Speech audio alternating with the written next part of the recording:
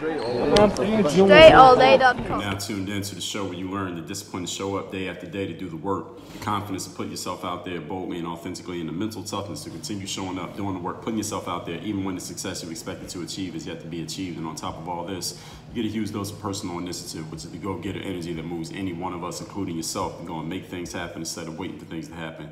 Then we put all this together into one bundle, one package, one mindset, one method, one philosophy, one book, one show, one master class. That is all known as Work on Your Game. My name is Dre Baldwin, also known as Dre All Day, and welcome to the show.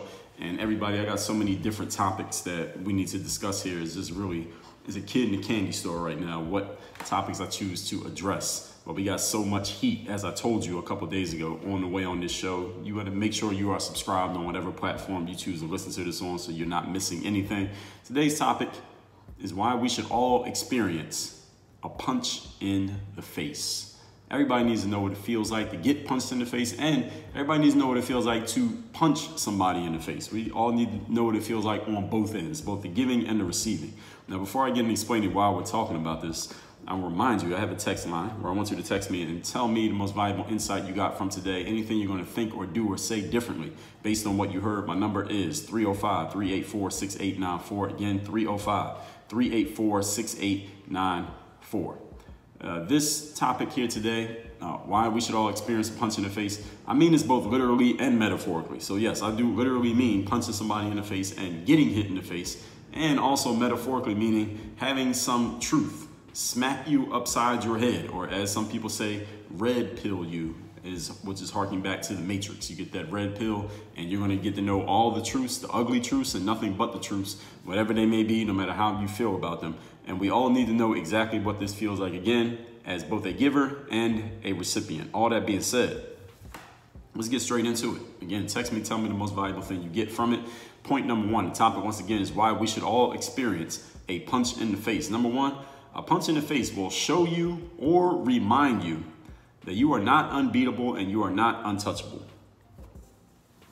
And this is an important thing for all of us to remember.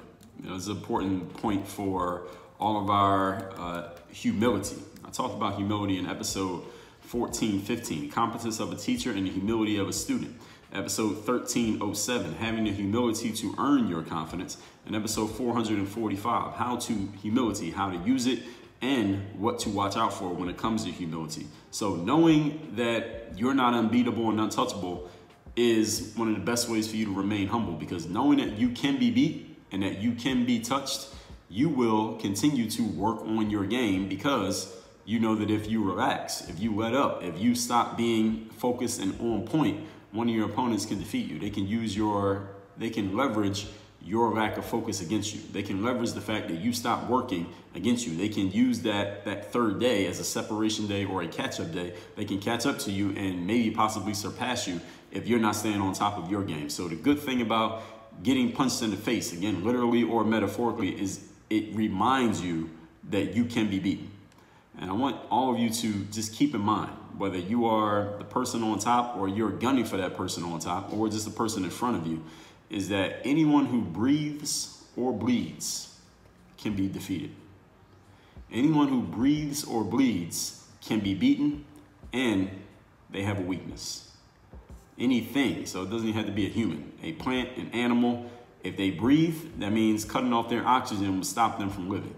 If they bleed, and bleeding enough, they could bleed out, they could hemorrhage to death. And I'm not telling you need to go out and choke anybody or cut them open. What I'm saying is, there's a weakness there. It doesn't have to be just that weakness, but there are other weaknesses. There are no unbeatable mortals. If they breathe air and they bleed when they're cut, they are not unbeatable. And this includes yourself. This also includes your opponents. This is an idea that I shared this concept this had to be around 2007, maybe 2008. And I made this video on YouTube, and it was specifically for basketball players, because players this is around the time, this is a few years after I had started, and people started to notice that, all right, this guy can kind of explain concepts as well as he can play on the court, when I was doing the dribbling drills and the shooting and the dunking and all that. But then I would start talking and they would hear me explain concepts. Like, he can explain concepts. So people started asking me questions like, Dre, how can I, make the basketball team? Or how can I impress the coach? And one of the questions that I was getting very often from players was, Dre, how can I beat, or how can I measure up to an opponent who's bigger than me? Now, we know basketball is a game of size. The basket in the game is 10 feet high, and usually when somebody's a basketball player, usually they're pretty tall, taller than average. A short person doing their thing in basketball, someone under 6 feet, is an anomaly. So I would have these players who I would assume are dealing with players who are taller than them, or maybe a lot of undersized guys who thought maybe they had a chance in basketball. Or they would say, Dre, I'm playing against this other guy. I'm 5'5", and he's 6'2". Every time I try to score on him, he blocks my shot. Or if I try to play defense on him, he just backs me down and just shoots the ball right over top of me. How can I beat a player who is bigger than me? What am I supposed to do against somebody who's way bigger than me and I'm not having any success? And what I did, I made this video where I was explaining this concept of how to go against a bigger opponent. And my answer in that video was not so much tactical. Actually, it wasn't tactical at all. It was very mindset based. It was mentality based. It was in your approach. And that's the same thing I'm giving you here in point number 1, that just because somebody is bigger than you, or taller than you, or stronger than you, or they got bigger muscles than you, or they're more known than you, or they got more followers than you, or whatever they have that you see as a obvious, though, to the naked eye advantage that they have over you, does not mean that they are unbeatable. All right, there has never been an unbeatable human being on this planet. Never, ever has been, and probably won't be. And the concept that I gave to the players back then, back in the day, was that, listen, if they breathe and they bleed, they can be beaten. And a lot of players left comments like, oh, so what you're saying, Dre, I need to bring a knife to the park. I need to just cut some people open. That's the way that I'll beat them, LOL. No, what I'm saying here is understand that since anybody can be beaten, your job when you're going against somebody who seems to be very tough to beat, your job is, instead of looking at all the advantages that they have that would make you that would make the odds against you very, very tough to win. Instead, look at it from the opposite direction. Where is this person's weakness?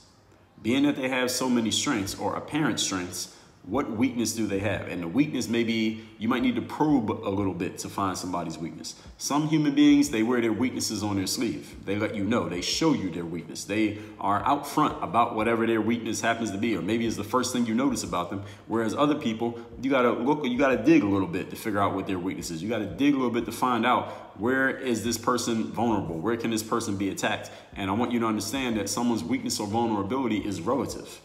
Now, while you may be able to look at a person and see their weakness as one thing because you can attack it, somebody else may not be able to take advantage of that same opening that you see. They might need to take advantage of a different one. And you may not be able to take advantage of that weakness the same way that another person would. So you have to figure out, where does this person have a weakness that I can attack? Now, they might have a weakness that you know of, but you can't do anything about it. So you got to find the one that you can do something about. This is just a strategic overall mindset way of looking at life, and not only looking at other people, but also looking at yourself. Because if you have any smart opponents who are listening to this show, they're thinking the same thing about you that you are now thinking about them. So keep that in mind, that people are probing you the same way you're probing them. Point number 2.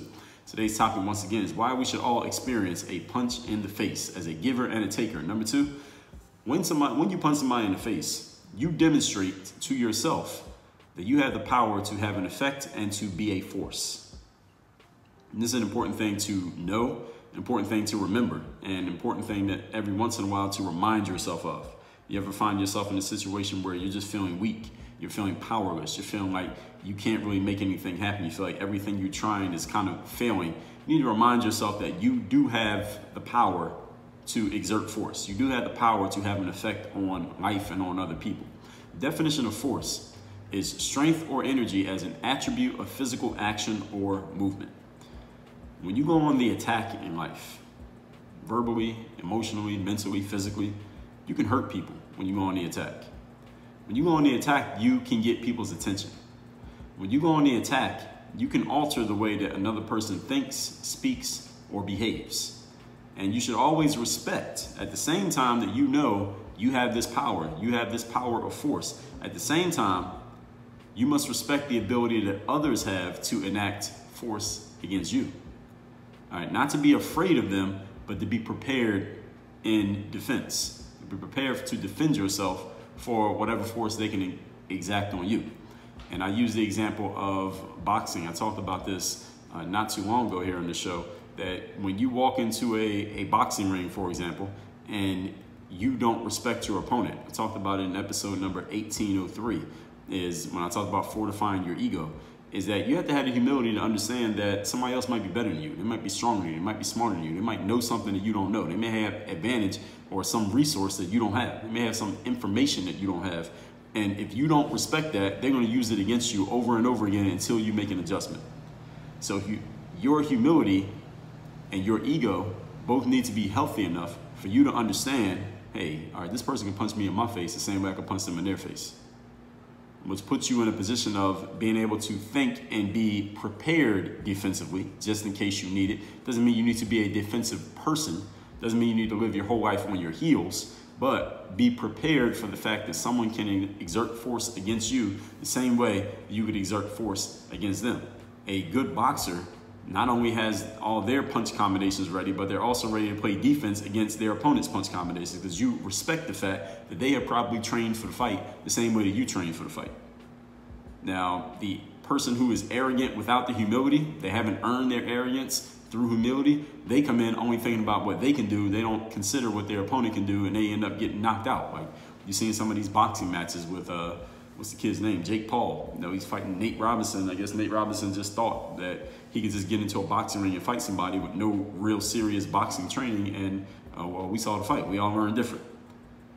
You can alter how someone thinks, speaks, or behaves through your actions, and they can do the same thing to you. So you have to respect other people's abilities. Having the humility to respect your opponent's abilities will not only keep you grounded in the way that you use your own force and the way that you deal with them, but it will also make sure that you stay doing the work.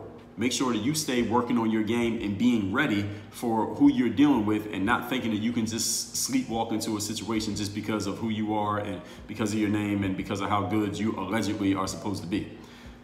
There's a story of Mike Tyson, who was maybe the most devastating athlete in all of sports. Back in the late 80s, early 90s, he goes to a boxing match against one Buster Douglas early in his career, and Mike was undefeated at that point, champion of the world. No one thought Buster Douglas had a chance to win that fight. The odds were heavily stacked against Buster Douglas, and he ends up knocking Mike Tyson out. Now, was Buster Douglas really a better boxer than Mike Tyson? Probably not, but on that particular night, he was better. And the main reason he was better was because Mike Tyson was underestimating his opponent. Mike Tyson it seemed that Mike Tyson felt like he could just walk into the ring because he was Mike Tyson, and the opponent was just going to fall down just because he was fighting against Mike Tyson. Buster Douglas didn't have that mentality. He ends up knocking Mike Tyson out. Now, then Buster Douglas went and lost the championship belt. The very next fight he fought, he lost the championship belt because he didn't really do the work. He didn't keep doing the work. He basked in the glory of his success over Mike Tyson, but he didn't do the work to maintain the position that he had, and somebody punched him in his face and took that belt right away from him. And that's what happens in life when you don't have the humility to know you got to keep doing the work to maintain your spot. Always respect the ability that others have to exert force on you the same way you can exert force on them. Point number 3. Today's topic, once again, is why everyone should experience a punch in the face. Number 3, when you take a punch in the face and you survive, now you know you can take it. It's a good thing about being on the receiving end of that punch in the face. Even if the punch in the face ends the fight and you get knocked out. I mean, Nate Robinson didn't die when he got knocked out. Any of you ever been punched in the face? I've been recipient of a punch in the face. I didn't die. I survived to talk about it. Then now you know you can take it. You know you're stronger for the future. This guy by the name of Anthony Moore, I read an article that he wrote, and he said, getting anything you want in life requires you getting punched in the face repeatedly. Now, he meant this in a metaphorical sense. He said it's especially hard because after 1 or 2 punches, you really don't want to get punched again. So any of you ever tried to start a business, or you started a business, you probably got punched in the face a few times along the way. Any of you ever just tried to achieve something that very few people ever get to achieve, you probably got punched in the face many times along the way. And the things that I have tried to achieve when it comes to trying to make it in sports, get punched in the face, trying to make it on a college team, get punched in the face, trying to make it on a high school team, get punched in the face. Any of you, again, you start a business or you try to sell a business or anything that you did that most people never get a chance to do, but everybody would love to do, but you did it. How many times you get punched in the face doing that? After the first couple times you get punched, you don't want to get punched. Nobody likes getting punched in the face. The pain of losing, of criticism, of being attacked, the pain of failure, the pain of coming up short, that pain never goes away. Again, I'm paraphrasing Mr. Anthony Moore here. The possibility of a loss is what makes winning possible. And it's also what makes it fun. I'm out of the quote now. The possibility of losing is what makes winning fun. All right, winning is not fun when you couldn't possibly lose. If everybody knows that you're going to win, it becomes boring. All right, any of you ever watched a sports competition and there was one team that's just so much better than all the other teams? It's not really that fun watching them because they're always winning. It's not fun until they face a competitor who could possibly beat them. That's when it gets exciting. It's like, all right, they might lose. Now that's what makes it fun. Boxing matches are always fun to watch because you know with just one punch, either fighter can get knocked out and the whole fight will be over. That's what makes it interesting. But if there's no chance that one opponent could possibly lose, then it's not interesting because what are we excited about? We already know what's going to happen. So that possibility of failure is what gives life its flavor. Without the balance of that possibility of failure and the desire to win, neither is worth much. Failure doesn't mean anything if we know you're going to lose, then why even compete? Winning is not worth much if we know you're going to win. Why even compete? We might as well just hand you the trophy. As ESPN, former ESPN broadcaster Chris Berman used to always say, that's why we play the game. So you have to take the good with the bad, the yin with the yang, the possibility of winning with the possibility of losing, the possibility of getting punched and the possibility of giving the punch is what gives it its flavor. That's what keeps you sharp. That's what keeps you on edge. And that's why you got to keep working on your game. All that said, recapping today's class, which is why we should all experience a punch in the face. Everybody should know what it feels like to deliver it and what it feels like to receive it. Now, I mean this both literally and metaphorically. Point number one, a punch in the face will show or remind you that you are not unbeatable, nor are you untouchable. Anything who breathes or bleeds can be beaten and has weaknesses. There are no unbeatable mortals, including yourself and including your opponents. Point number two, punch in the face demonstrates to you the power that you have to have an effect and be a force defined as strength or energy as an attribute of physical action or movement. When you go on the attack, you can hurt people and people can hurt you. And you should always be wary of people's ability to enact force against you, not to be afraid of them, but to know that you can be beaten. There's a story that I remember watching this Lebron James documentary back in the day when he was in high school. His team was one of the best teams in the nation. He had the best player in LeBron James. And they went to the championship game of some tournament and they were playing against a team they had already blown out earlier in the tournament. And they were kind of lollygagging through the layup line, and their coach called the team over and said, these guys are about to beat you all because you all think they're going to lay down just because you beat them the first time. And LeBron's team didn't take that opponent seriously and ended up getting beat in that game by a team they had already blown out because they didn't take their opponent seriously. They didn't think that opponent could punch them in the face the same way they had already punched that opponent in the face, and they took a loss as a result. Same thing happened to Mike Tyson. Number three, when you take a punch in the face and you survive, you now know that you can take it. You are stronger for the future. The possibility of taking a punch weighed against the possibility of giving a punch is what makes life fun, is what gives every situation its flavor. If you don't have both, then there's not even a point in being involved in a situation. You need the balance of both. Neither is worth much if you don't have them both. All that said, I want you to text me and tell me the most valuable thing you learned from a punch in the face that you either gave or took. My number 305-384-6894. Once again, 305-384-6894. Work on your game. Dre all day.